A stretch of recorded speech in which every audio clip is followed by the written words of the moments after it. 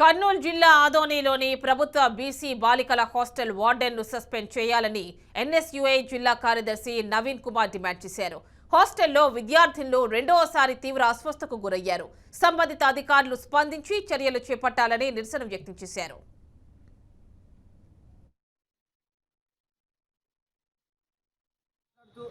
అక్కడ కనీసం ఫుడ్ సందర్శించడం లేదు. మేము చెప్పితే కానీ వాళ్ళు ముందుకు పోవడం లేదు. కావున ఇక్కడ ఉండే ప్రభుత్వ అధికారులు కానీ, ఇక్కడ ఉండే ప్రభుత్వ ఆసుపత్రుల్లో యాజమాన్యం కానీ దీనిపైన స్పష్టత ఇవ్వాలి. కనీసం నిన్న జరిగిన ఇద్దరు అమ్మాయిలకి నిన్న ఏం జరిగిందంటే హెల్త్ బాగలేక మన ఏరియా హాస్పిటల్లో అడ్మిట్ అయ్యారు.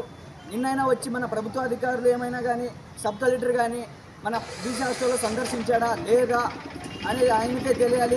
ఎందుకంటే ఏ ఒక్క అధికారి కూడా నిన్న పోయి ప్రభుత్వ హాస్టల్లో సందర్శించింది లేదు. కావున మళ్ళీ ఈరోజు మేము సబ్ కలెక్టర్కి ఫోన్ చేస్తే ఆయన ఎంఆర్ఓ గారిని పంపించినాడు. ఎంఆర్ఓ పంపిస్తే ఆయన అక్కడ వచ్చేయడానికి ఒక గంట చేసినాడు. అలాగే అక్కడ ప్రభుత్వ హాస్టల్లో ఎలాంటి పరిస్థితులు ఉన్నాయంటే అక్కడ పోయి ఆల్రెడీ 15 మంది విద్యార్థులు అడ్మిట్ అయ్యారు. మళ్ళీ ఒక 3-4 విద్యార్థులు టాబ్లెట్లు వేసుకొని అక్కడే ఉన్నారు.